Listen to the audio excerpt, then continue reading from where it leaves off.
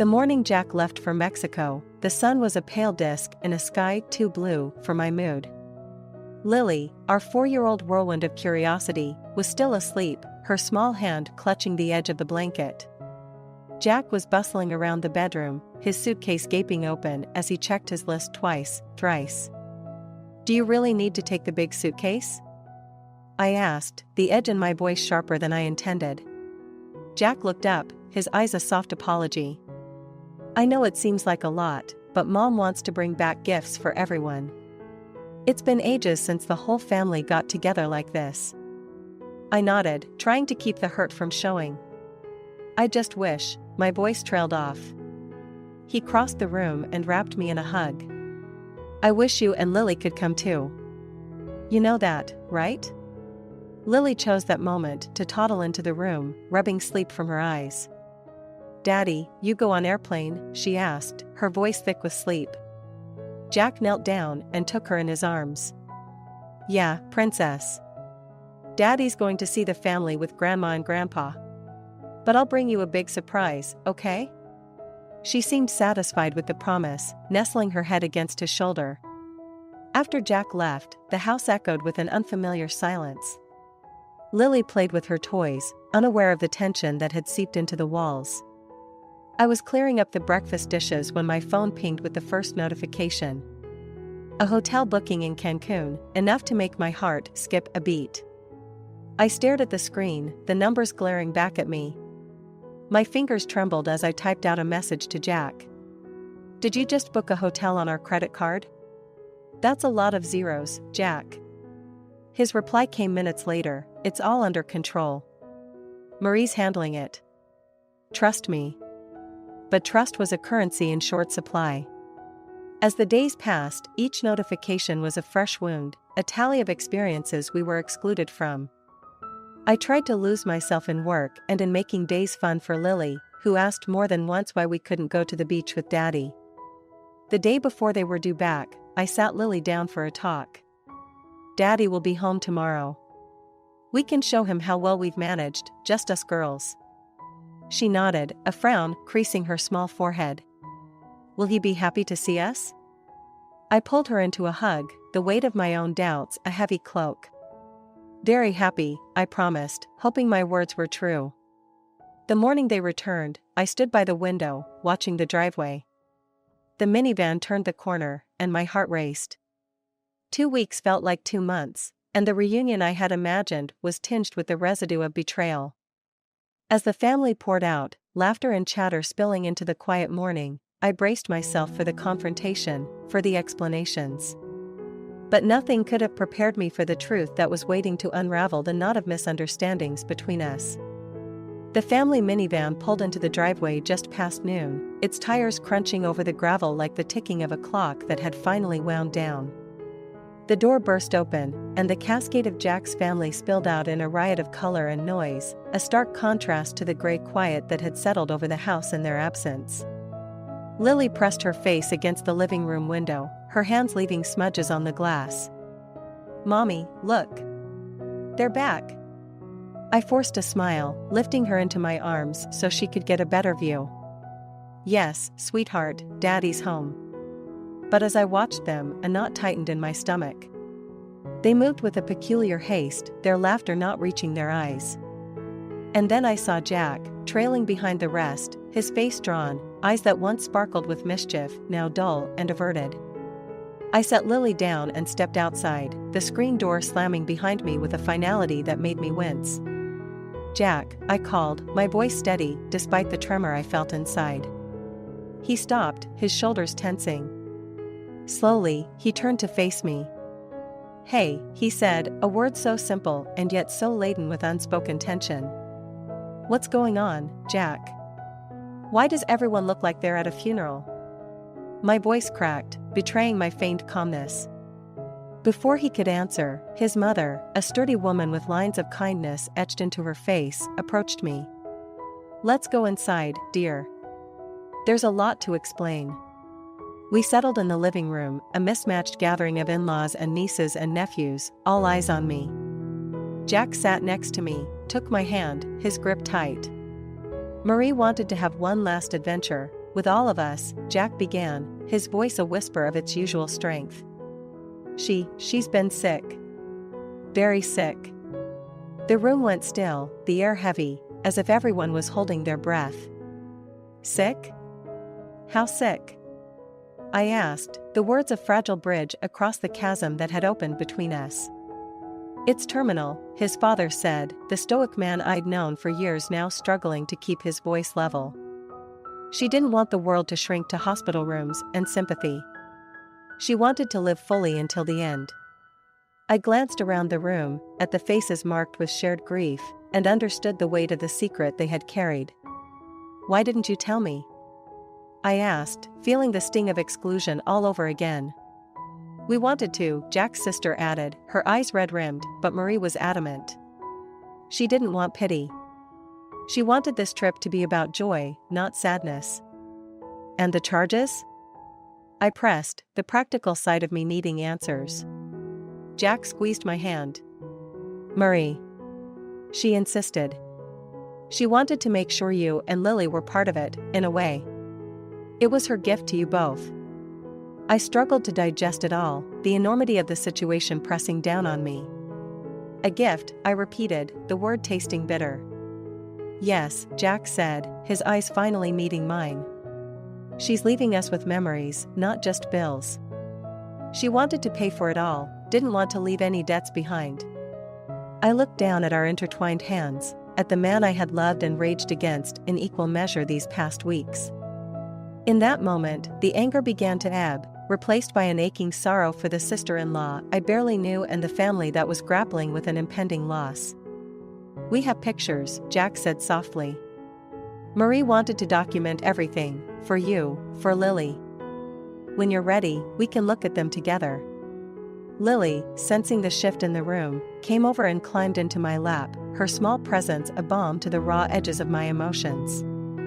Is Daddy sad? She asked, looking up at me with wide, innocent eyes. Just a little, baby. But he's also very happy to see us, I replied, my voice steadier as I wrapped my arms around her. Jack leaned his head against mine, a silent thank you for understanding, for the forgiveness that was beginning to take root amidst the chaos of our upturned lives. The house was quiet, the kind of hush that falls after a storm, when even the world seems to hold its breath. The family had retreated to their respective corners, grappling with the raw edges of Marie's truth, leaving me and Jack sitting side by side on the creaky old couch that had become an unwitting confidant to our family's deepest moments. Jack broke the silence, his voice a strained whisper. I wanted to protect you from this, from the pain of knowing. I turned to him, my heart a tangle of hurt and compassion. But it's our pain to share, isn't it? We're in this together. He nodded, his eyes glistening with unshed tears. I know. And I'm sorry. I thought I was doing the right thing. The air between us was thick with things unsaid, a decade of shared history that had never been so tested. We need to talk about what this means for us, for Lily, I said, the pragmatic side of me surfacing despite the emotion. We need a plan. Jack reached for a photo album that lay on the coffee table, its pages filled with snapshots of the trip. First, we remember her as she wanted to be remembered, he said, flipping it open. The first photo was of Marie, her head thrown back in laughter, the backdrop a tapestry of wildflowers and blue skies. She looks so alive, I murmured. That's exactly how she wanted to go out, Jack said, tracing the outline of her face with his finger. Alive. The room was silent again, save for the soft crinkling of the album pages as we turned them. Each photo told a story of defiance, of a life being lived to the fullest even as it slipped away. As we neared the end of the album, Jack pulled out an envelope tucked in the back cover. She left this for us, he said, handing it to me. I opened the envelope with trembling fingers, pulling out a letter written in Marie's bold, looping script. Dear family, I read aloud, my voice steady, if you're reading this, it means I'm on my final adventure, one I have to take alone. Jack's hand found mine, his grip grounding me as I continued. I've lived a beautiful life, filled with love and laughter, and I don't want you to mourn for what's lost. Instead, celebrate what we had, and look after each other. That's my final wish. The letter went on, each word a testament to her spirit, to her unyielding desire to leave on her own terms. When I finished, I folded it carefully and placed it back in the envelope. "We will honor her wish," I said, more to myself than to Jack. "We will," Jack agreed. "And we'll start by living fully, just like she did. For her, for us, for Lily." The conversation that followed was long overdue. We talked about how to explain Marie's condition to Lily, about the support we'd need to navigate the coming months, about how we could honor Marie's memory in our daily lives. And through it all, the revelation that had seemed so daunting at first began to weave itself into the fabric of our family story, not as a tear, but as a patchwork piece that, though different, still held a place of its own. As night fell, and Lily's soft breathing signaled her journey to dreams, Jack and I sat in the dim light, a sense of unity slowly knitting back together the frayed ends of our bond. "We'll get through this," Jack said, his voice a promise in the darkness. "We will," I affirmed, "together."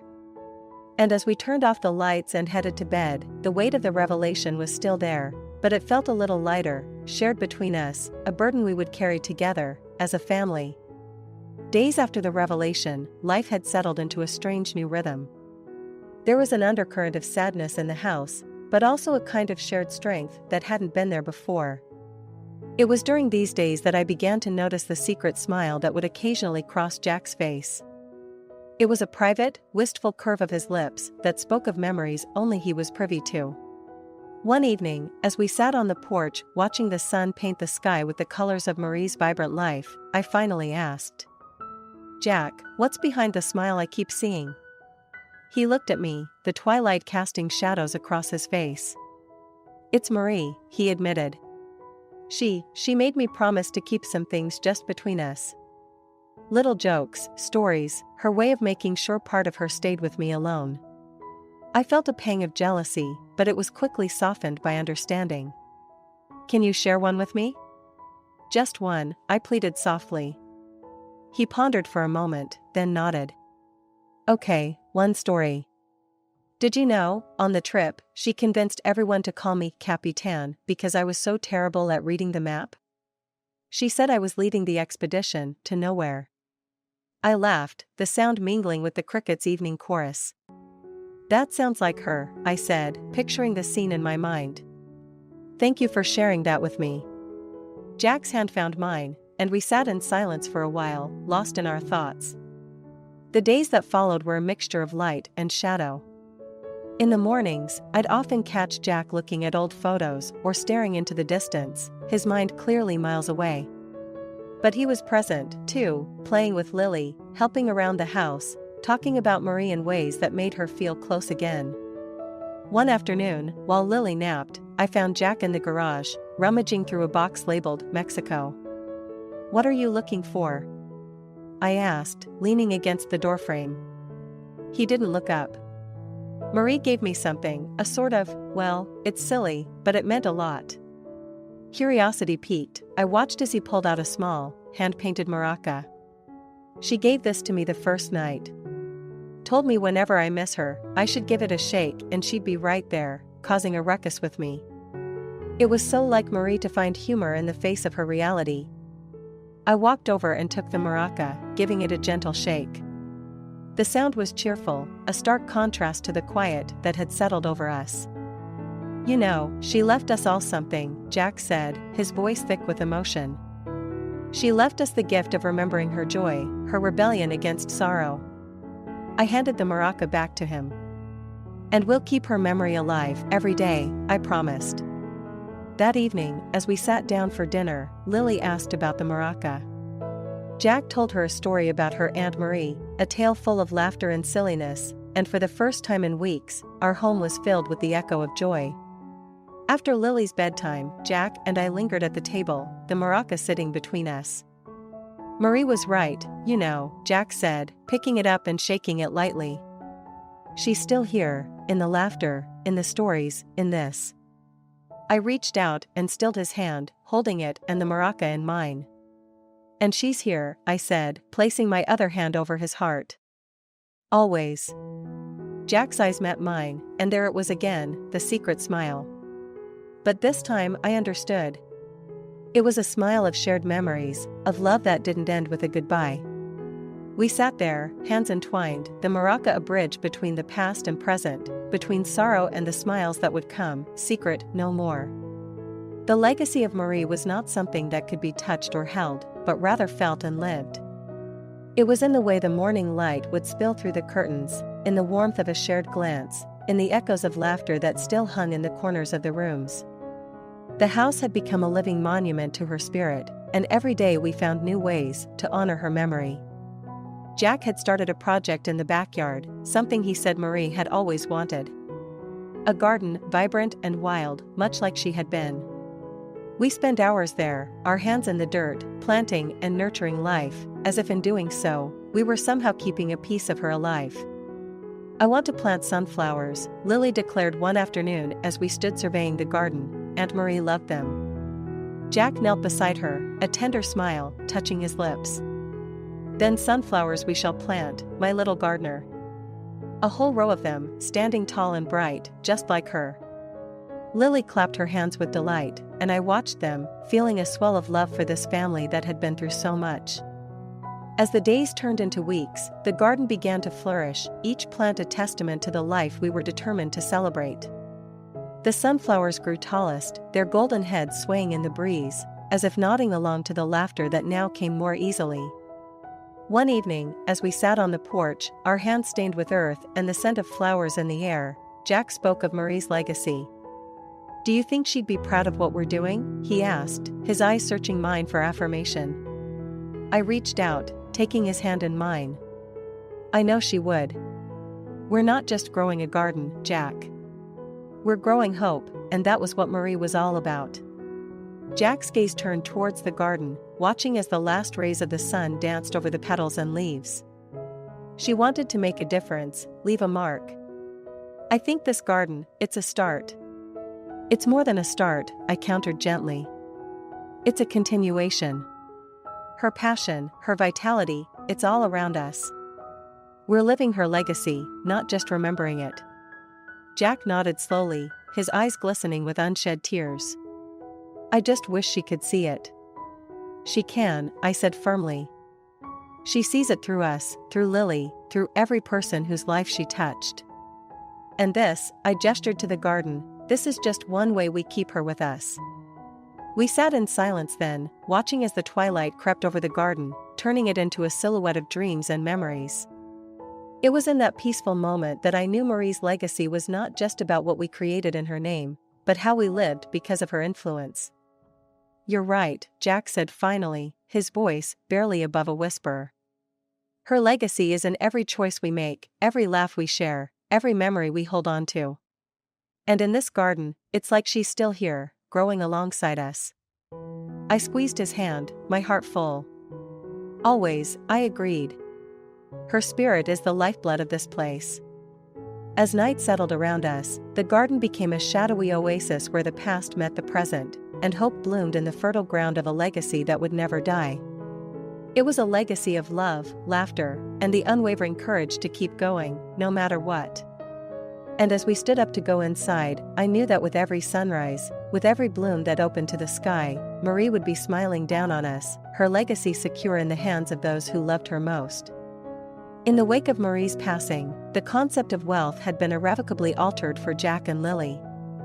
Where once there might have been aspirations for material gain, now there was a profound understanding that the truest form of wealth was found in the moments they shared and the love that bound them together. It was a lesson hard learned, but one that had become the foundation of their existence. The 6th chapter opens with a scene that perfectly encapsulates this new philosophy. Jack is seen sitting at the kitchen table, his brows furrowed over a sea of bills and papers. Lily is painting at her easel nearby, her strokes bold and confident. "Daddy, why do you look so sad?" Lily's voice cuts through the silence, innocent and concerned. Jack looks up, his face softening. "I'm not sad, pumpkin. Just thinking about grown-up things." "Like money?" she asks, her paintbrush pausing in midair. "Yes, like money," he admits, a sigh escaping his lips. Lily puts down her brush and walks over, her small hand finding his. Aunt Marie said that love is the best kind of wealth. Do we have that? Jack's eyes meet hers, and there is a wealth of emotion in that gaze. Oh, Lily. We have that in spades. They share a smile, and it's a poignant reminder of Marie's enduring wisdom. The narrative then follows Jack as he navigates the complexities of his new life, the financial strain made bearable by the outpouring of support from the community. Friends and neighbors, many touched by Marie's generosity in the past, come forward with acts of kindness. There are home-cooked meals, offers to babysit Lily, and even anonymous donations. One evening, as Jack is tucking Lily into bed, she murmurs sleepily, "Everyone loves us so much, Daddy. Is it because we're rich with love?" Jack, who is perched on the edge of her bed, brushes a stray lock of hair from her forehead. "Yes, my dear. Love has a way of multiplying. The more you give, the more you have." But Aunt Marie gave all her love away. Why isn't she here to get it back? Lily's question is a whisper against the quiet of the room. Jack takes a deep breath, his heart aching with the weight of her inquiry. Sometimes love is like a boomerang. It doesn't come back in the way we expect. Aunt Marie's love is coming back to us through all the people she cared for. And that's a kind of magic that never ends. Lily nods, her eyes fluttering closed, a contented smile playing on her lips. "Magic love," she whispers. "I like that." The chapter closes with Jack sitting on the porch, the stars twinkling above him as he reflects on the journey so far. A neighbor, Mr. Wilson, joins him, and they talk about the community, the garden, and Marie's lasting impact. "Jack, you've got something special here," Mr. Wilson says, his voice gruff with emotion. "You and Lily, you've got the kind of wealth that money can't buy." Jack nods, his gaze on the garden where the shadows play. "I'm beginning to realize that. And I'm grateful for it every single day." They sit in companionable silence, the night around them a testament to the enduring power of love. It's clear that while Marie may be gone, the wealth of love she left behind continues to grow and sustain those she left behind. The legacy is not just in the tangible, but in the connections and the community that thrive in the space where her memory lives on.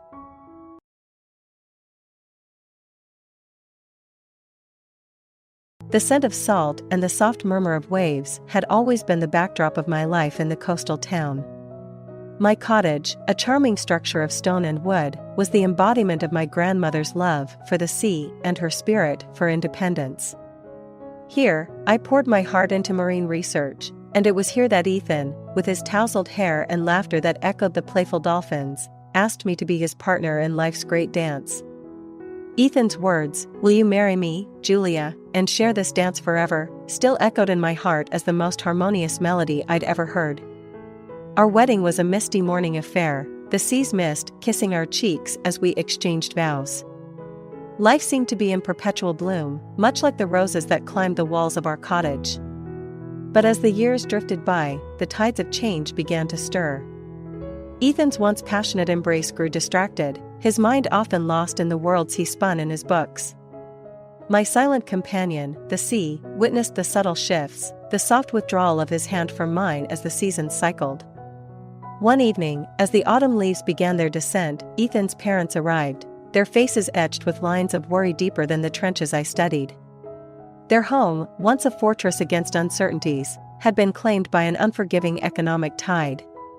"Julia, my dear, we have nowhere else to go," Ethan's mother whispered, her voice a brittle leaf in the wind. His father, a stoic man, stood silent, his eyes pleading. Ethan, looking to me with hope and desperation, said, "They just need a place to weather this storm, just for a little while. Can we offer them our home?" How could I say no? This was family, and family meant anchoring each other against the capricious seas of fate. So, I nodded, and our home became theirs. Days stretched into weeks as Ethan's parents settled into a routine that clashed with the rhythm of our life.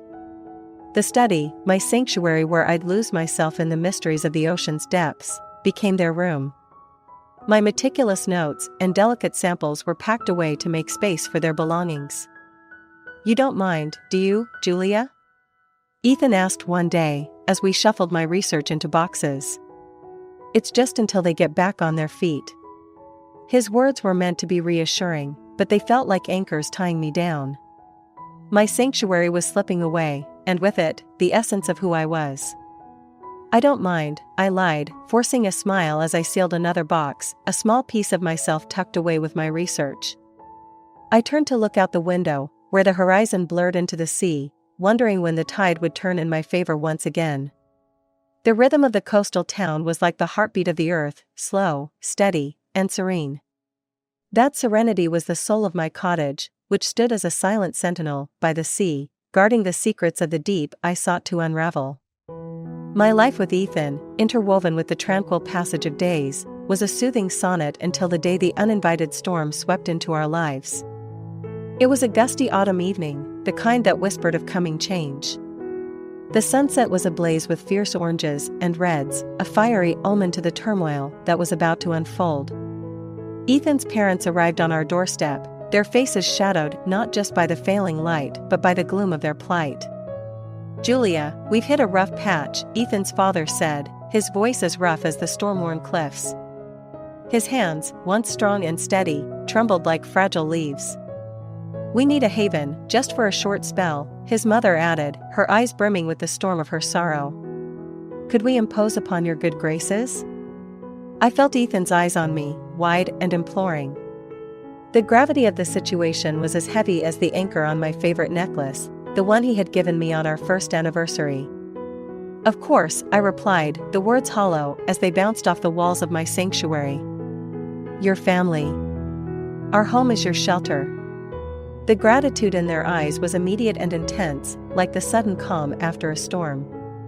But the calm was deceptive, for their arrival was not the eye of the storm, but the harbinger of chaos.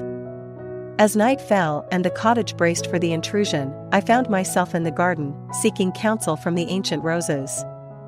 The thorns, sharp and protective, seemed to echo my thoughts. "Julia, you're not having second thoughts, are you?" Ethan's voice broke through my reverie as he joined me under the starlit sky. I turned to him, searching his face for the man who had once understood my every silent thought. "I'm worried, Ethan. Our life is not built for such disruptions." He took my hands in his, the warmth familiar yet distant. "Their family, love. We must weather this storm together. It's just for a little while, I promise." His reassurance was meant to be a lighthouse in the fog, but I could only see the encroaching darkness. The storm had arrived, uninvited, and I could not foresee its passing. Back inside, as we made room for the newcomers, the cottage seemed to shrink, its walls closing in on me. My study, once my temple of discovery, was stripped of its identity, each artifact of my research a reminder of the life I was now packing away. The storm had breached the walls of my sanctuary, and as I watched Ethan's parents nestle into the heart of my home, a sense of foreboding settled over me. The cottage, Ethan, and I were now at the mercy of an uninvited storm, and I could not help but wonder if we would ever find our way back to the serenity we once knew. As the days unfolded into a tapestry of awkward cohabitation, my cottage, the keeper of my solitude and scholarly pursuits, began to transform. The familiar scent of salt and old books mingled with unfamiliar aromas of Ethan's parents' cooking and the heavy cologne his father wore. Our once spacious living room, adorned with seashells and driftwood sculptures, now hosted his mother's porcelain figurines and gaudy tapestries that clashed with the soft, natural palette of the seaside. One morning, while attempting to prepare breakfast in the now cramped kitchen, I accidentally knocked over a newly placed spice rack, a gift from Ethan's aunt. The clattering sound as it hit the floor echoed my inner turmoil. "Oh, Julia, do be careful," Ethan's mother chided from the kitchen table, her voice sharp as the shards of glass at my feet. "These are family heirlooms, not some sea pebbles you can just sweep away." I bit back a retort, crouching to clean the mess, feeling the sting of her words more than the prick of the glass. "I'm sorry, Marianne." "It was an accident," I said, keeping my voice as calm as the eye of a storm. Ethan, entering the kitchen with a furrowed brow, surveyed the scene. "Julia, what happened? Are you okay?" I looked up at him, the frustration clear in my eyes. "I'm fine, Ethan. Just a bit crowded in here, that's all." He knelt beside me, helping to gather the spices. I know it's been hard. They're trying to find their footing. We just need to give them a little more time. I wanted to scream, to tell him that with every passing day, I felt more like a castaway on my own shore, but I swallowed the growing lump in my throat. Yes, time, I murmured, unsure whether I was referring to the time they needed or the time I had already lost. Weeks morphed into months, and the once inviting spaces of my cottage became foreign ground. My study, a sanctuary where I had spent countless hours engrossed in marine research, was now Ethan's parents' bedroom, the bed where they slept a mere arm's length from my cherished desk. One evening, as I tried to work on my latest paper amidst the cacophony of the television from the next room, Ethan's father leaned into the doorway of the study. "Julia, would you mind turning down that lamp? We're trying to watch our show." The request was simple, but it stripped away the last semblance of my domain. I looked up at him, the lamp's glow casting shadows on my work, the work that was the essence of my being. "Of course, David," I said, voice barely above a whisper, as I reached for the switch, darkness descending upon my world. That night, as I lay in bed, the sound of the ocean's waves crashing against the shore was a cruel reminder of the shore of my life that was vanishing before my eyes. The tide was going out, taking pieces of me with it, and I lay there, feeling as helpless as a beached starfish, longing for the sea to carry me back to where I belonged. The relentless march of time brought neither solace nor departure for Ethan's parents. Instead, my cottage became more entrenched in their presence, every corner echoing their occupancy. Ethan, once attuned to the subtle shifts of my moods, now navigated around his parents with a strained politeness that hung heavy in the air. It was on a particularly overcast day, with the sky mirroring the tumultuous sea within me, that Ethan approached with a hesitation that belied the gravity of his words. The kitchen, once my laboratory of culinary experiments, now bore the marks of his mother's reign. "Julia, can we talk?" Ethan's voice held a tremor that I hadn't heard before. I paused, my hands wet from the dishes I was washing, sensing the foreboding ripple of an incoming tide. "Of course, what is it?" He took a deep breath, his gaze fixed on the floor as if searching for words among the tiles. "My parents, they need more time to sort things out. The market is tough, and well." "And?" I prodded, a knot forming in my stomach. Ethan met my eyes, and there it was, the rogue wave in his pleading look. "They've asked if you could stay with your sister for a while. Just until they find a new place." The suggestion struck with the force of a tidal wave, leaving me floundering in disbelief. My voice was steady, though, as I replied, "You want me to leave my own home, Ethan?" He reached out, but I stepped back, the soapy water dripping from my fingertips a physical reminder of the mess this situation had become.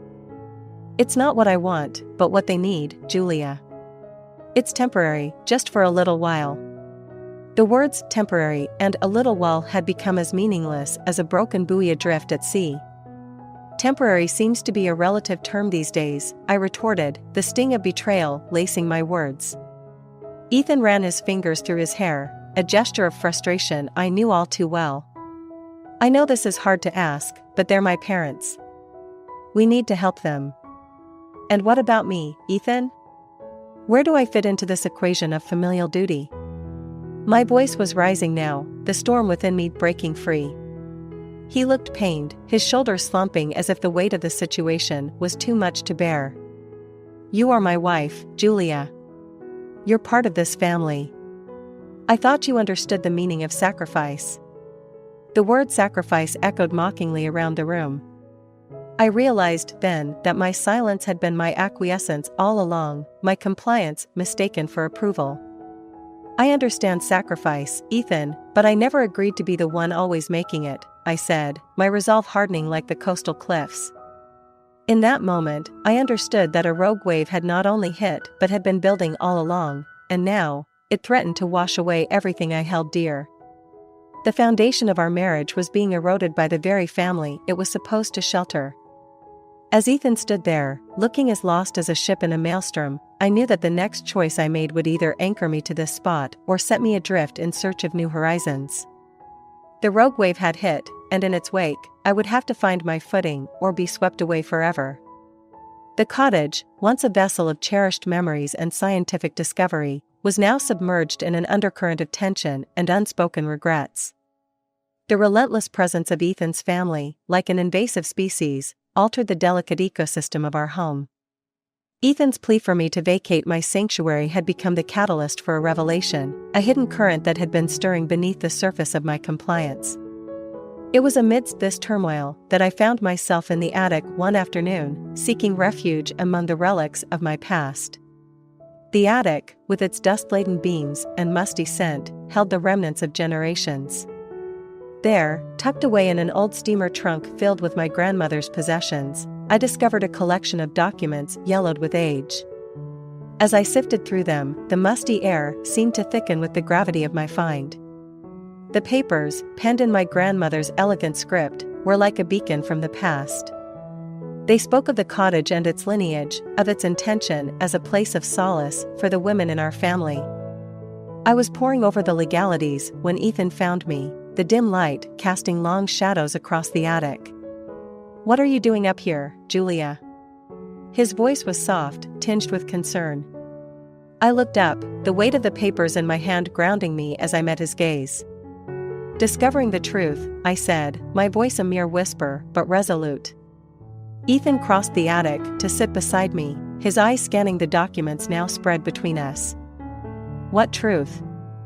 "These papers," I began, my fingers tracing the faded ink, "state that my grandmother left the cottage to me, and only me. It was meant to be a sanctuary, Ethan. For me. For us.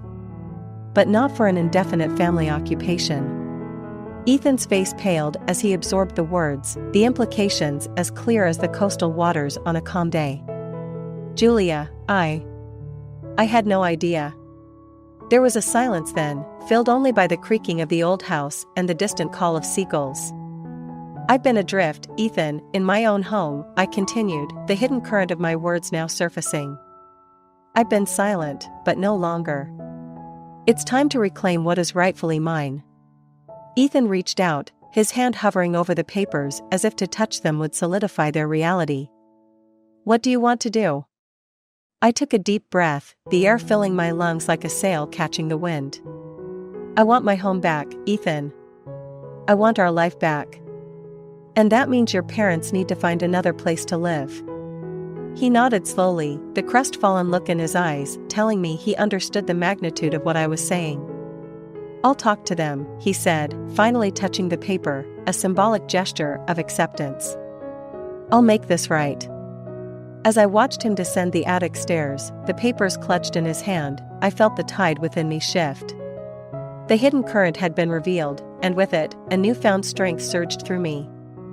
I was the keeper of the cottage, the custodian of my own fate. And it was time for the tides to change. As the sun cast its golden net over the horizon, the cottage seemed to hold its breath, awaiting the change in the tides.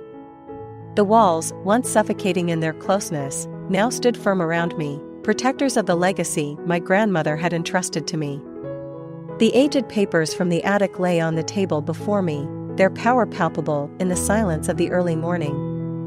I was sipping my tea when Ethan walked in, his face etched with the lines of difficult conversations had and decisions made. "Julia, I've spoken with them," he began, his voice a mix of resolve and sadness. "And?"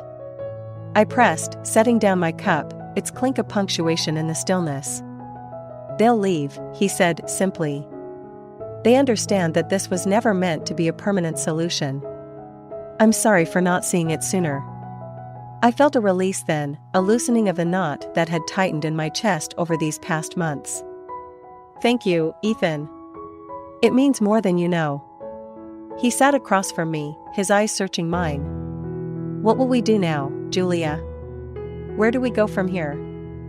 I reached for his hand, feeling the familiar warmth that once promised forever. "We start anew, Ethan. We chart a new course, together. But we also set boundaries, for us, for our sanctuary." Ethan nodded, squeezing my hand in his. "I want that. I want us to go back to the way things were, to find our way back to each other." I smiled, the gesture tinged with the melancholy of lessons learned. We can never go back, Ethan. But we can move forward, wiser and more aware of the currents that run beneath the surface. In the days that followed, the cottage slowly shed the remnants of its unwanted occupants. Ethan's parents, with subdued farewell, embarked on their own journey to an uncertain future. And as the door closed behind them, the cottage seemed to exhale, the air lighter and filled with the promise of reclaimed dreams.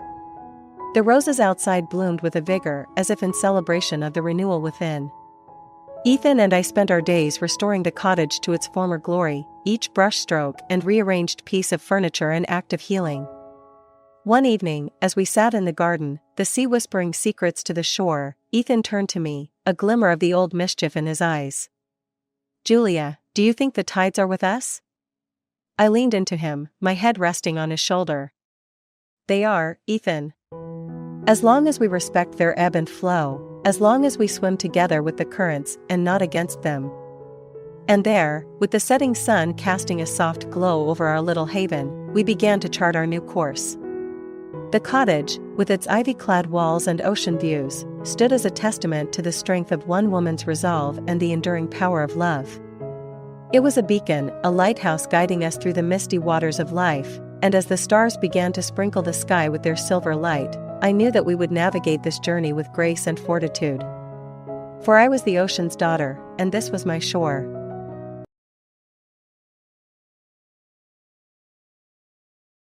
The drive to the Hawthorne estate felt longer than usual, with the towering gates appearing to loom over us as if to say, "You don't belong." Michael squeezed my hand, a silent reassurance that seemed to dissipate as quickly as it came when we crossed the threshold. The grand hall was steeped in the silence of anticipation, a prelude to the storm I knew was coming. The family's portraits glared down from their gilded frames, witnesses to the countless dramas that had unfolded beneath them. Michael's aunt, a woman with a hawk-like gaze, was the first to break the silence. "Emma, dear, how lovely to see you've made an effort today," her voice dripped with a condescension that could erode steel. I offered her a smile, one that didn't quite reach my eyes. "Aunt Lydia, it's always a pleasure to see you as well."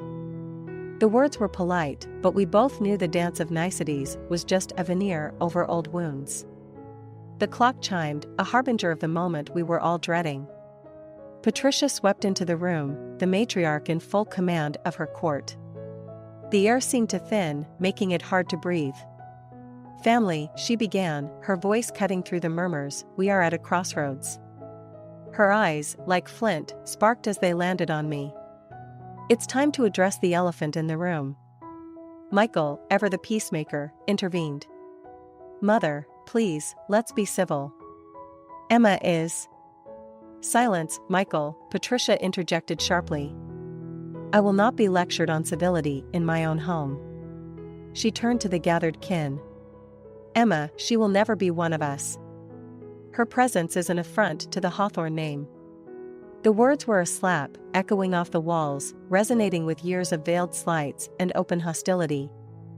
I felt Michael's hand tense in mine, his own battle between filial duty and marital loyalty playing across his face.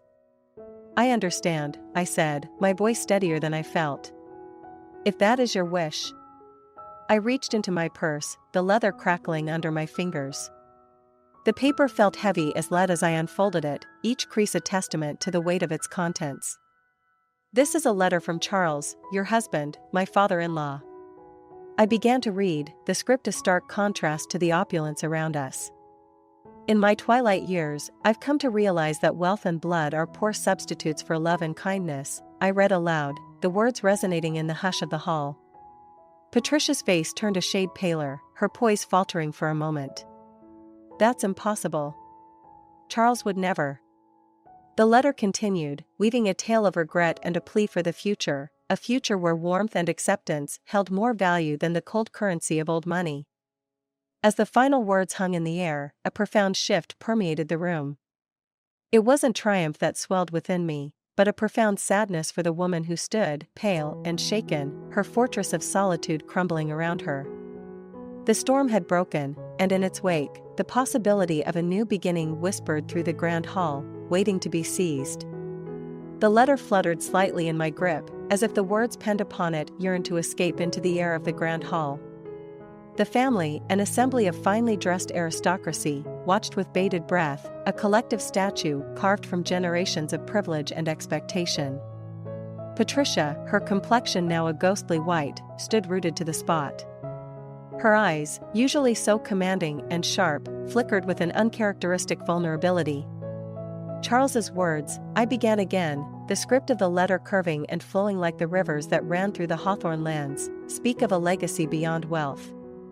A legacy he wished to be defined by the bonds we choose to forge, not those dictated by mere circumstance. The air was thick with the unspoken thoughts of everyone present. Each person seemed to grapple with the gravity of the patriarch's concealed reflections. Michael's cousin, James, a tall man with a perennially furrowed brow, broke the silence. What does this mean for us, then? For the estate? His voice, although measured, betrayed a hint of the same anxiety that held the room in its grip. Patricia's lips parted, but no sound emerged. She appeared smaller somehow, less the imperious matriarch and more a woman confronted with her own fragility. The letter continued, It is my final wish that the estate, the holdings, and all that constitutes the Hawthorne legacy be shared. Shared not only amongst those of my blood but also with those who have shown a capacity for kindness, for compassion, and for love. A collective gasp rose from the assembled kin, a murmur like the rustling of autumn leaves. You can't possibly be suggesting.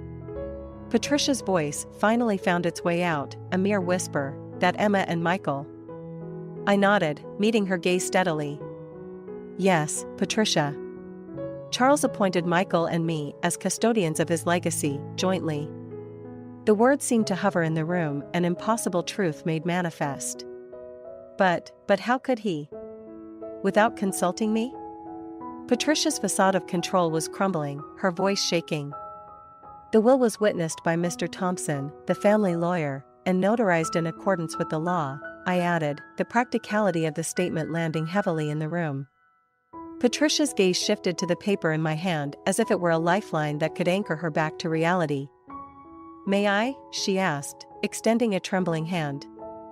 I handed her the letter, and as she read, her demeanor softened. The words of her late husband seemed to reach into her, soothing the sharp edges of her pride. Charles always did have a soft spot for the underdog, she said, almost to herself. The room remained silent, the family watching as the matriarch grappled with the unveiling of a legacy rewritten. Michael stepped forward, placing a hand on my shoulder. Mother, this isn't the end. It's an opportunity to honor Father's true wishes, to bring the family together in a way that we've never been before. Patricia looked up from the letter, her eyes searching her son's face, perhaps looking for the boy she once knew, the boy before the man who stood with his chosen partner against tradition. The chapter closed, not with the slamming of a book, but with the turning of a page. The legacy unveiled was not just of lands and titles, but of humanity and hope, a hope that the Hawthorne name could signify something warmer, something kinder, than it ever had before. The silence that followed Michael's plea was deafening, the sort that spoke volumes in its emptiness. The grandeur of the Hawthorne estate seemed suddenly oppressive, as if the very walls were closing in, built brick by brick from the pride and prejudice of generations past. Patricia's eyes lingered on her son, the fortress of her resolve showing cracks. Michael, she began, her voice a fragile echo of the commanding tone she had used earlier, your father was a dreamer, always was. But this? She waved a hand over the letter as if to dispel the words written upon it. I stepped closer, feeling the divide between us like a chasm. Patricia, I said, my voice softer now, these walls you've built around yourself, around us, they were never what Charles wanted. Her gaze met mine, and for a fleeting moment, I saw the flicker of something raw, something human. And what would you know of what my Charles wanted? The question was sharp, but the malice had dulled. Only what he shared in his final days, I replied, holding her stare. He spoke of regret, of time lost, and love withheld. Aunt Lydia, who had been silent until now, chimed in with a disapproving TSK. Love is a luxury not everyone can afford, Emma. We Hawthorns have duties, responsibilities to our name.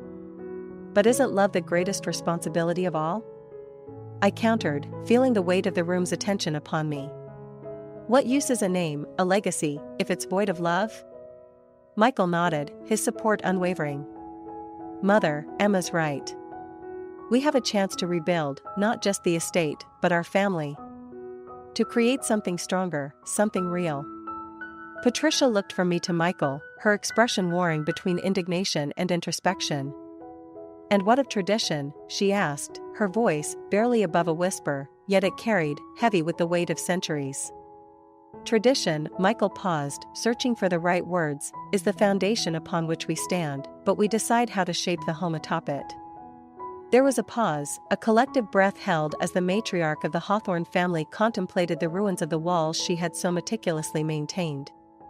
It was your strength that held this family together after Charles passed, I said, acknowledging her in a way I never had before. But maybe it's time for a different kind of strength. Patricia's eyes searched the faces around her, each one reflecting a spectrum of emotion, hope, skepticism, curiosity. Then, slowly, a transformation began. The rigidity in her posture eased, and the harsh lines of her countenance softened. Perhaps, she began, her voice a tentative truce, it is time for a new chapter. One not written by the expectations of our forebears, but by us, here, now. A murmur of agreement rippled through the relatives, like a breeze through leaves, signifying the beginning of change. As the chapter titled "The Walls We Build" drew to a close, it was not with the crumbling of stone or the tearing down of barricades, but with the acknowledgement that the strongest walls are the ones we choose to take down ourselves. In that grand hall, amid the opulence and history of the Hawthorne name, a family began the slow, challenging work of dismantling barriers that had long divided them. As the echo of Patricia's reluctant concession faded, the room seemed to inhale deeply, the atmosphere thick with the scent of old wood and the faintest hint of change. The ancestors, peering down from their oil-painted perches, appeared less stern, their eyes no longer seeming to guard old secrets, but perhaps to encourage new beginnings. Emma felt the subtle shift, like the first crack in a long frozen lake, promising the thaw of spring. Michael, sensing the change, stepped forward, his voice carrying the tentative hope of the newly betrothed. "Mother," he began, his hand finding Emma's, "perhaps it's time we all took a step. A step towards understanding, towards the family that Father envisioned." Patricia, her back still a portrait of regality, allowed a moment of silence before responding. "And what would that look like, Michael?" Her question was not mocking, but genuinely inquisitive, a flicker of curiosity behind her steely veneer. "It would look like us, all of us, finding common ground," Michael said, his gaze sweeping across the room, meeting the eyes of aunts, uncles, cousins who had been mere silhouettes in his life. Emma's voice joined the chorus, steady and clear. "It would look like conversations, not confrontations. Like gatherings where every voice is heard, not just the loudest." From the corner, a voice piped up, "Uncle Harold, always the skeptic. Words are well and good, but how do we start? Old wounds don't heal by pretty speeches." Emma turned to face him, her resolve shining.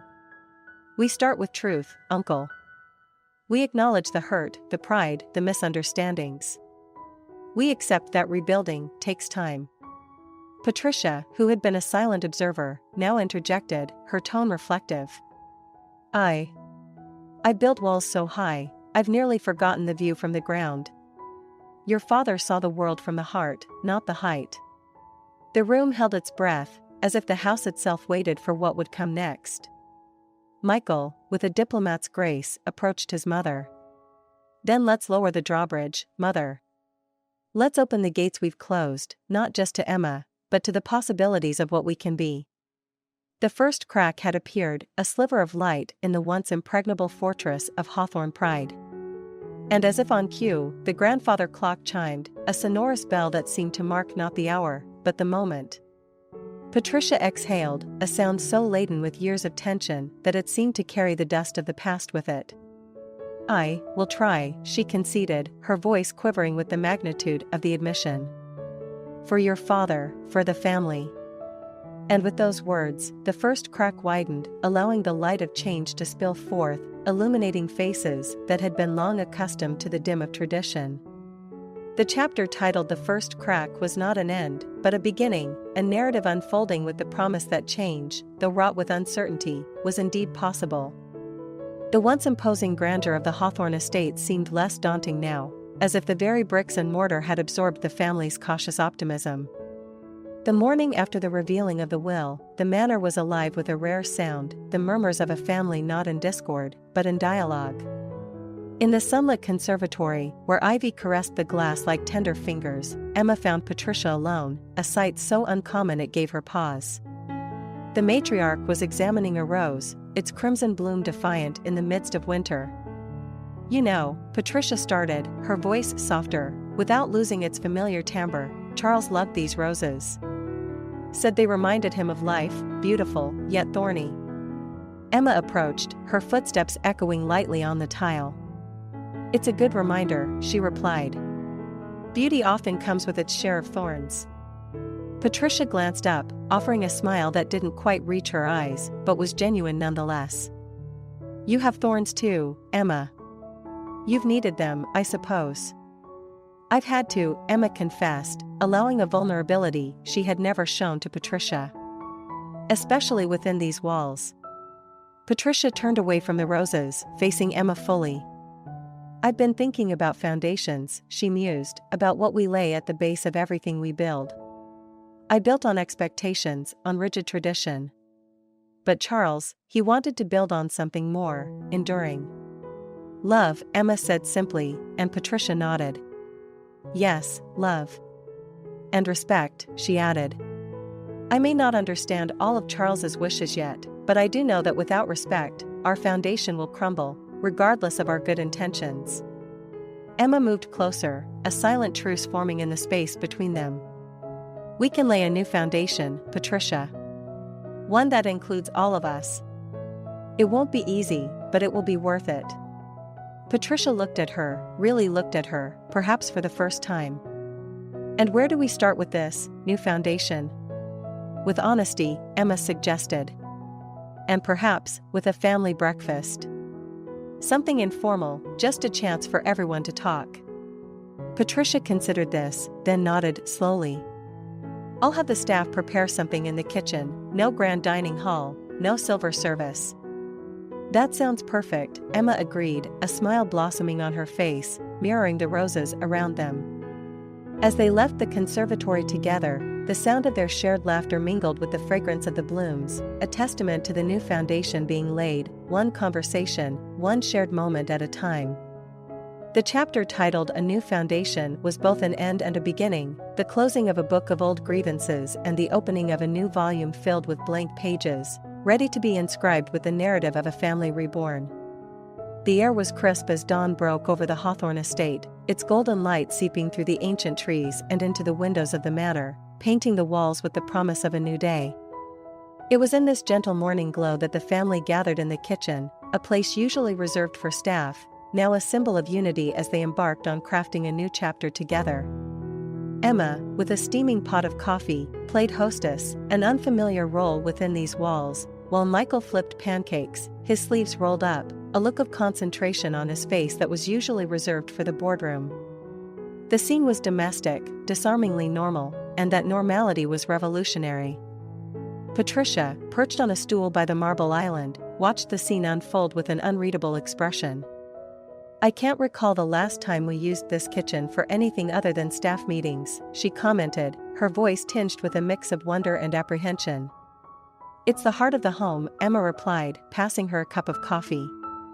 "It seems fitting that we start here." Michael slid a stack of golden brown pancakes onto a plate and set them in the center of the island.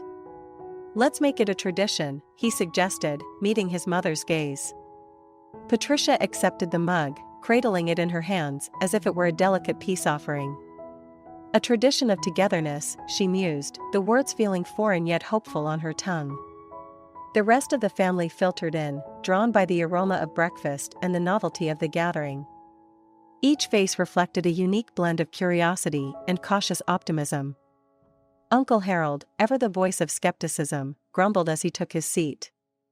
Well, I never thought I'd see the day when the Hawthorns would dine in the kitchen like a family? Emma finished for him, a gentle nudge in the direction of the new reality they were all facing. Harold's gruff exterior softened, a rare smile breaking through.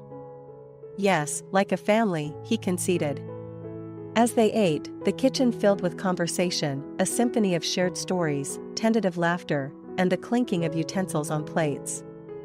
It was a symphony long absent from the halls of Hawthorne. Patricia, observing the interactions, felt a stirring within her, a mixture of regret for the years lost and a flicker of hope for the years yet to come. I suppose Charles was right, she admitted quietly to Emma. The foundation of family isn't in the name, but in the moments we share. Emma nodded, her eyes meeting Patricia's. And every moment is a chance to build something stronger. This is just the beginning, an ellipsis leading to the next sentence in our story. As breakfast came to an end, the family lingered, not yet ready to disperse to their separate corners of the estate. The walls that had once seemed to confine them now felt like a protective embrace, sheltering the delicate shoots of reconciliation. The chapter titled Ellipsis was not an ending, but a continuation. An acknowledgement that the story of the Hawthorns was still being written, its narrative arc bending towards healing and unity. The ellipsis symbolized the potential of what was yet to come, an unfinished sentence waiting to be completed with patience, understanding, and love.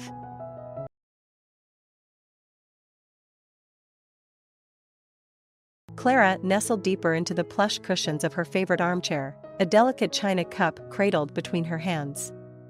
The rich aroma of the coffee seemed to blend seamlessly with the cinnamon and apple that wafted from the kitchen, where her mother-in-law, Madeline, stood as a conductor over her symphony of baking.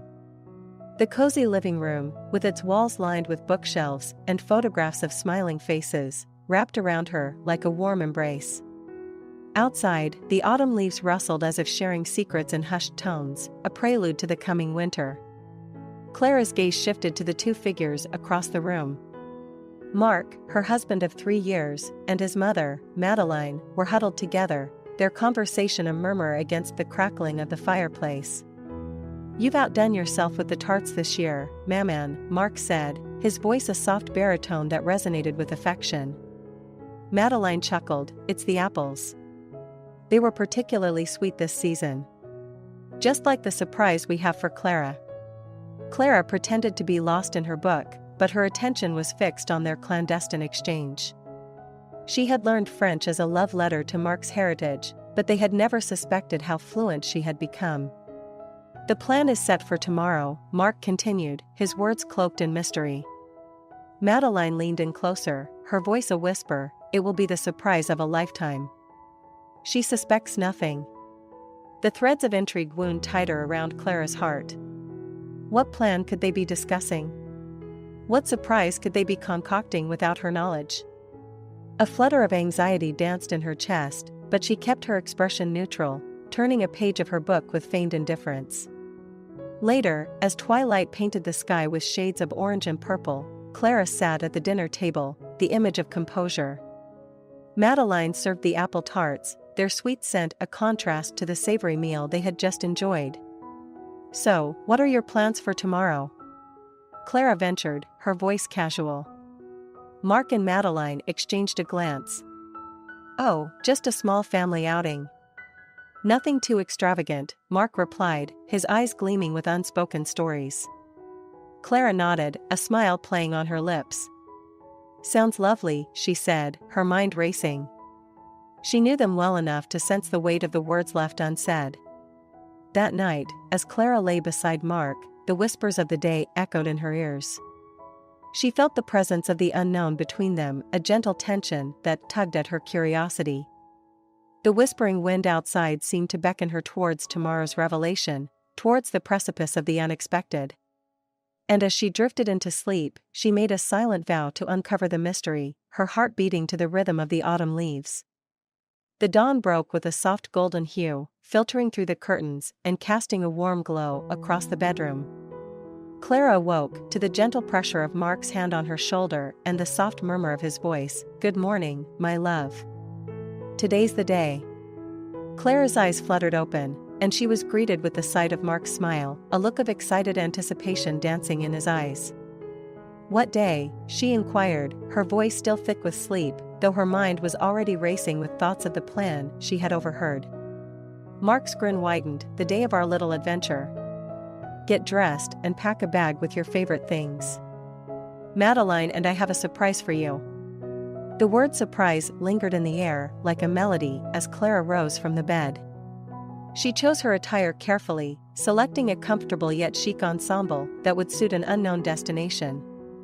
The atmosphere in the house was electric, charged with a sense of expectation that Madeline seemed to amplify as she fluttered about the kitchen, her usual calm replaced by an almost girlish giddiness. "Clara, Sherry, you must eat something. You'll need your strength for the day ahead," Madeline called out, her voice a sing-song of excitement. Seated at the breakfast table, Clara watched as Madeline laid out an array of pastries and fruits, a feast fit for royalty. The aroma of fresh coffee joined the spread, a comforting constant in the whirlwind morning. "Mark, this all seems so elaborate. Where are we going?" Clara asked, her curiosity piqued as she spread jam over a slice of toast. "You'll see," Mark said, a secretive twinkle in his eye. "Trust me, it's somewhere you've never been before." Madeline chuckled, sliding a plate towards Clara. "It's not the destination, my dear, but the journey that matters." Their cryptic answers did nothing to quell the swirling questions in Clara's mind. She noted the peculiar details, the careful avoidance of specifics, the occasional hushed conversations, the meaningful glances. It all wove a veil of secrecy that Clara was determined to pierce. As they left the house, Clara felt a twinge of apprehension. She was no stranger to Mark's love for surprises, but this was different. There was a gravity to their demeanor that suggested this was more than just a spontaneous day trip. The car ride was filled with laughter and music, a soundtrack that seemed to mock Clara's internal suspense. The landscape blurred past as they drove, not towards the city center or any familiar countryside retreat, but in the direction of open fields and distant hills. "Are we going hiking?"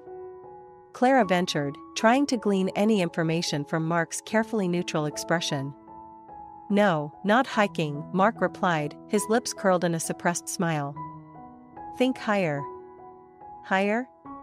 Clara echoed, her mind a whirlpool of possibilities. As the car turned into a small private airfield, Clara's breath caught in her throat. The sight that greeted her was one she had never expected, a vibrant hot air balloon, resplendent against the morning sky, waiting like a silent sentinel for its passengers. "We're not just going on any vacation," Mark said, helping Clara out of the car. "We're going up, just the three of us, to celebrate." "Celebrate?" Clara's heart skipped a beat.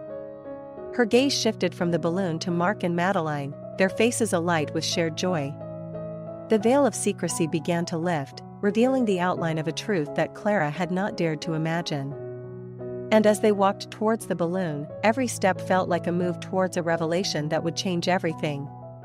The balloon's woven basket creaked as they settled inside, a snug fit that brought their bodies close together. Clara gripped the edge, her knuckles whitening, as the burner roared to life above them, and the ground began to fall away. Madeline's hand found hers, giving a reassuring squeeze. "Look at us, Clara. Up, up, and away from it all." Madeline's voice was filled with a childlike wonder that made Clara's heart swell. Clara peered over the edge, watching as the airfield became a patchwork quilt beneath them. The world spread out like a canvas, brushed with the golds, reds, and browns of the autumn landscape. The higher they climbed, the more the earth seemed to unfurl below them, revealing its hidden beauty. As they ascended, Mark leaned close, his voice barely above a whisper against the hum of the burner. "Do you remember our first date, Clara? We talked about traveling, about seeing the world from different perspectives." Clara nodded, her eyes locked on the horizon, where the sky melted into a soft blush. "I remember," she said, "you promised me adventures." "And I always keep my promises," Mark replied, his eyes reflecting the sky. "But this is more than just an adventure. It's a celebration. Of us, of our family. The words hung between them, and Clara felt a gentle nudge from Madeline. "He's right, my dear. This is a journey to mark the beginning of something new, something wonderful." As the balloon soared higher, Clara's fear dissolved into the thinning air. The silence of the skies enveloped them, a tranquility that Clara had never experienced. She could hear the soft rustle of her clothing, the steady breaths of her companions, the distant call of a bird below. The world seemed to pause, holding its breath as if in reverence to their passage. Mark broke the silence, his voice full of emotion. "Clara, we're not just floating aimlessly. We're here to share the news that our family is growing. We're going to have a baby." The revelation struck Clara like a sunrise, warm and overwhelming.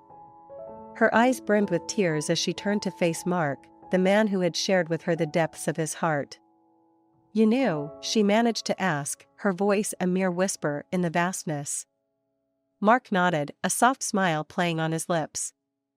"I had my suspicions. Your late-night cravings for pickles and ice cream were a giveaway." Laughter bubbled up from Clara's chest, a release of all the tension she had carried. "And all the secrecy?" "It was Madeline's idea," Mark admitted, gesturing to his mother. "She said it needed to be a surprise worthy of the news." Madeline winked. Every child should be welcomed with joy and love. And what better way than greeting the world from above it? The balloon drifted on, carried by the whims of the wind, a silent sentinel in the vast expanse of blue. The earth below was a reminder of the life that pulsed on, unaware of the small miracle taking place in the heavens. And as Clara gazed into the endless sky, she realized that this moment, this breathless point above the clouds, was a memory etched into the very soul of their budding family. Back on solid ground, the world seemed different to Clara. It was as if the very fabric of her reality had been altered, threaded with new colors of joy and anticipation.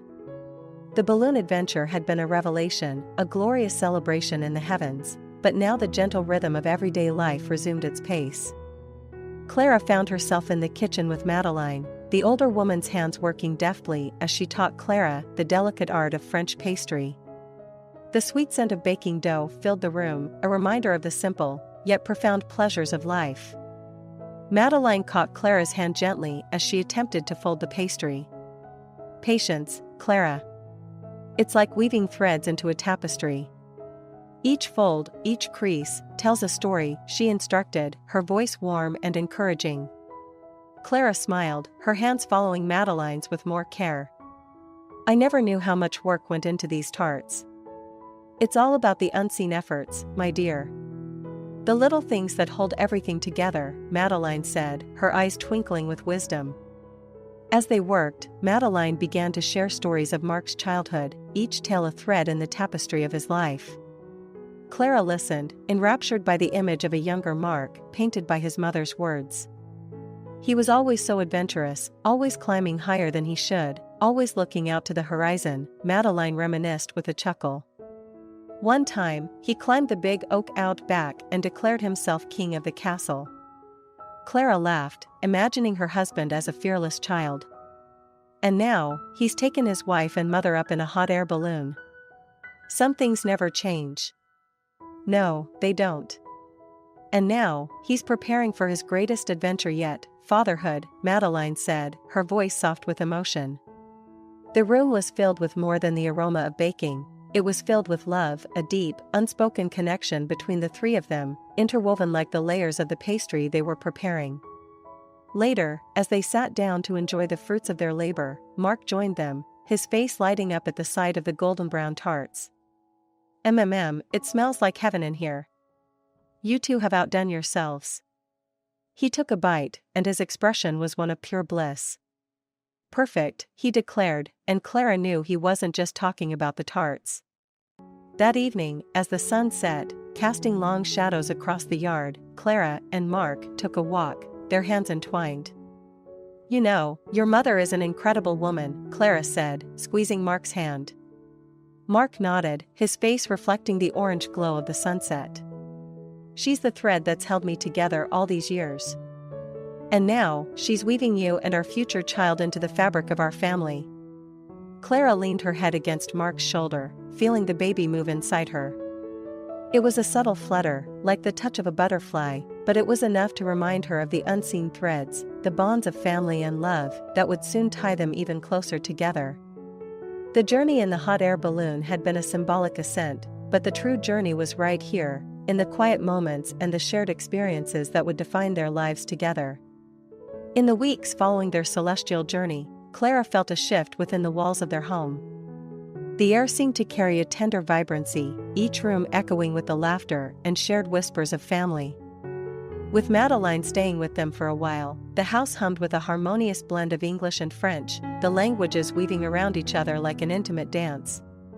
Clara found herself spending afternoons with Madeline, learning more than just the secrets of perfect pastries. They shared stories, knitting together a bond that was as much about friendship as it was about family. One afternoon, as they sat with cups of tea, Madeline spoke in soft, lilting French. "You know, Clara, language is more than words. It's the silence between the words, the look in the eyes, the hand that reaches out. That's the language of love." Clara nodded, her grasp of the language deepening with every shared moment. "Je comprends," she replied, a smile touching her lips. "I understand. It's the little things, isn't it?" "Oui, exactly," Madeline affirmed. "Like Mark, when he was a boy, he didn't need to say a word. I could see his love in his actions, his excitement in his little jumps, his sadness in the droop of his shoulders." Mark, entering the kitchen at that moment, caught the tail end of their conversation. "Are we talking about the mysterious ways I express my love?" he teased, wrapping his arms around Clara from behind.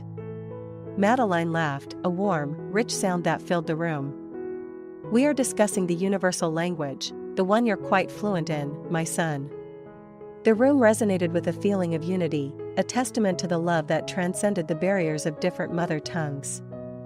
Clara, Mark, and Madeline were creating a shared language, one that was uniquely their own, rich with the nuances of their individual expressions and the collective experiences that brought them together. As Clara's pregnancy progressed, so did her connection with Madeline. They would often sit, hands folded over her growing belly, feeling the baby's movements. No words were needed in these moments, the shared smiles and tears of joy were enough. One evening, as they sat watching the sunset, Clara whispered, "I used to fear I would always be an outsider in this family because of the language, but I was wrong." Mark, his eyes soft, responded in gentle French, "Love has its own language, and you've been speaking it beautifully since the day we met." Madeline reached out, touching Clara's cheek with a tenderness that bridged any gap words could create. "And now, you are giving us a new voice, a new life to teach and to learn from." In the quiet of the evening, as the sky painted itself in hues of fading light, Clara realized that their love was a language that needed no translation. It was found in the shared glances, the laughter in the kitchen, the protective circle around her belly. It was a language composed of moments and memories, a dialogue of the heart that would continue to grow with the arrival of their child. The language of love was alive in their home, a melody that played in the background of their days, a harmony that promised to guide them through the challenges and joys to come. It was a language that Clara had become fluent in, one that she would soon teach to the newest member of their family. The arrival of spring brought with it a new sense of beginning, the world awaking in a symphony of colors as Clara approached the final weeks of her pregnancy. Inside the nursery, pastel shades adorned the walls, soft blankets lay folded neatly, and a gentle melody from a music box filled the air with lullabies. This room, crafted with love and care, was a physical manifestation of the unseen threads that had woven their lives together. Clara stood in the doorway, Mark beside her, both gazing into the room that would soon echo with the cries and laughter of their child. "Can you believe it, Mark? Our little one will be here any day now," she whispered, her hand resting on the curve of her belly. Mark wrapped his arm around her, pulling her close. "It feels surreal, doesn't it? From the moment we took to the skies, everything has been leading to this." Their shared reflection was interrupted by Madeline's arrival, her arms laden with a hand-knitted blanket, the result of many evenings spent by the fireside. "For the baby," she said, presenting it to Clara with a smile that crinkled the corners of her eyes. "It's beautiful, Madeline." "You've put so much of yourself into this," Clara replied, running her fingers over the intricate patterns, feeling the love knitted into every stitch. Madeline beamed with pride. "Each thread is a wish for our little one's future, a blessing from my heart to theirs." As they arranged the blanket in the crib, the room seemed to embrace them, the tapestry of their family growing richer and more vibrant. Clara could feel the lineage of love, a lineage that started long before her and would continue long after. "Sometimes, I catch myself wondering what kind of parent I'll be," Clara admitted one evening as they sat in the living room, the baby's imminent arrival a tender topic. Mark took her hand, his touch steady and reassuring. "You'll be an amazing mother because you love with everything you have. That's all our child could ever need. And you, Mark, will be just as your father was with you," Madeline added, her voice carrying the weight of memories. "Patient, kind, and always ready with a story to tell." They spoke of hopes and dreams, of fears and uncertainties, their words weaving through the air, joining the tapestry of their lives with every sentence spoken. They talked late into the night, not just planning but dreaming, their voices a lullaby of love and expectation. When the day came and Clara held their newborn child for the first time, the threads of their lives bound together in a moment of perfect clarity. Mark stood by her side, his hand gentle on their baby's head, his eyes reflecting the pure joy of a new father. Madeline, now a grandmother, leaned over the crib, whispering words of welcome in soft French, her voice a familiar comfort in the chorus of new beginnings. As they stood together, a family united, Clara realized that this was the tapestry of life, complex and beautiful, woven from moments of love, fear, joy, and anticipation. It was a tapestry that would continue to grow with each passing day, with every beat of their child's heart, with every breath they took together. In the quiet of the nursery, with the soft light of dawn caressing the room, Clara whispered to her child, "You are the thread that completes us, the piece that makes our tapestry whole." And in the silence that followed, filled only with the soft cooing of their child, the language of love needed no words, for it was felt in every thread, every stitch, every heartbeat within the tapestry.